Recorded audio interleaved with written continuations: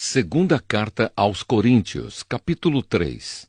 A nova aliança. Quando dizemos isso, será que estamos começando a nos elogiar a nós mesmos? Por acaso, como acontece com alguns, nós precisamos entregar cartas de recomendação para vocês ou pedi-las a vocês?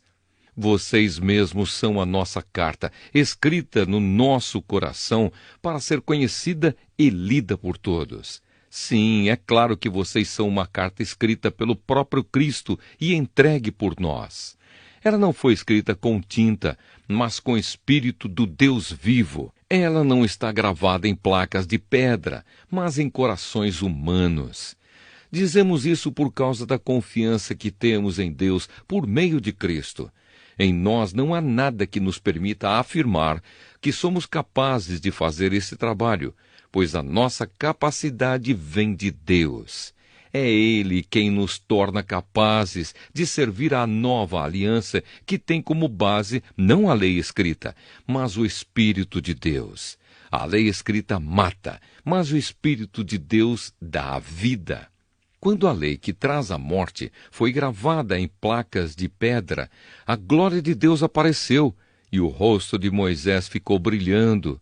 O brilho do seu rosto já estava desaparecendo quando ele entregou as placas ao povo de Israel. Mas mesmo assim, esse brilho era tão forte que os israelitas não podiam fixar os olhos em Moisés. Se o domínio da lei veio com tanta glória, quanto maior ainda é a glória que acompanha o domínio do Espírito de Deus. A lei que condena as pessoas teve glória, porém muito mais glória tem o Espírito que traz a salvação. Pois a glória que antes era tão grande não é mais nada por causa da glória de agora, que é muito maior. De modo que, se houve glória naquilo que durou somente um pouco de tempo, muito mais glória tem aquilo que dura para sempre. E porque temos essa esperança, agimos com toda a confiança. Nós não fazemos como Moisés, que cobria o rosto com um véu para que os israelitas não pudessem ver que o seu brilho estava desaparecendo. Mas eles não queriam compreender, e até hoje, quando eles leem os livros da antiga aliança, a mente deles está coberta com o mesmo véu. E esse véu só é tirado quando a pessoa se une com Cristo.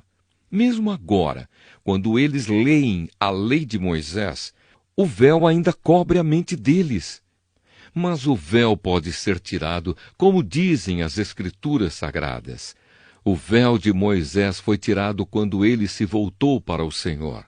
Aqui a palavra Senhor quer dizer o Espírito, e onde o Espírito do Senhor está presente, aí existe liberdade. Portanto, todos nós, com o rosto descoberto, refletimos a glória que vem do Senhor.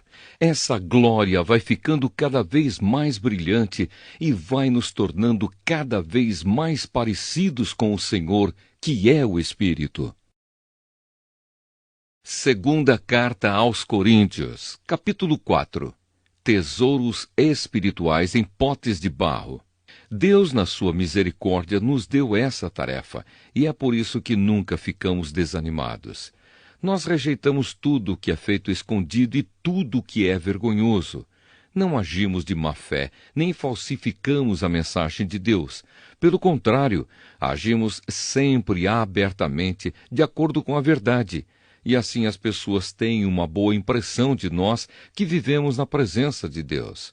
Porque se o evangelho que anunciamos está escondido somente para os que estão se perdendo.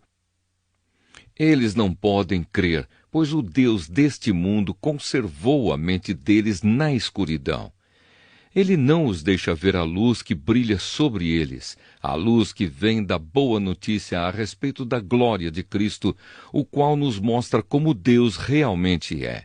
Pois nós não anunciamos a nós mesmos, nós anunciamos Jesus Cristo como o Senhor e a nós como servos de vocês por causa de Jesus.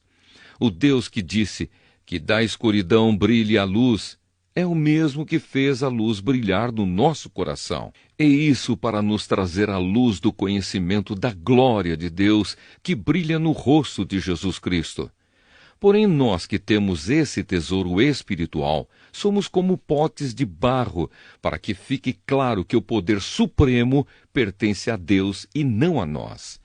Muitas vezes ficamos aflitos, mas não somos derrotados. Algumas vezes ficamos em dúvida, mas nunca ficamos desesperados. Temos muitos inimigos, mas nunca nos falta um amigo. Às vezes somos gravemente feridos, mas não somos destruídos. Levamos sempre no nosso corpo mortal a morte de Jesus, para que também a vida dele seja vista no nosso corpo.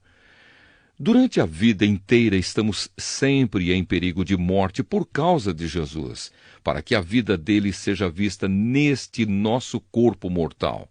De modo que a morte está agindo em nós e a vida está agindo em vocês. As Escrituras Sagradas dizem: eu criei e por isso falei.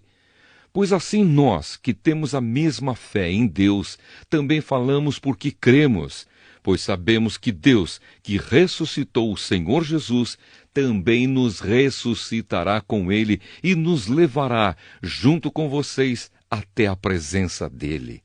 Tudo isso aconteceu para o bem de vocês, a fim de que a graça de Deus alcance um número cada vez maior de pessoas, e estas façam mais orações de agradecimento para a glória de Deus. Viver pela fé.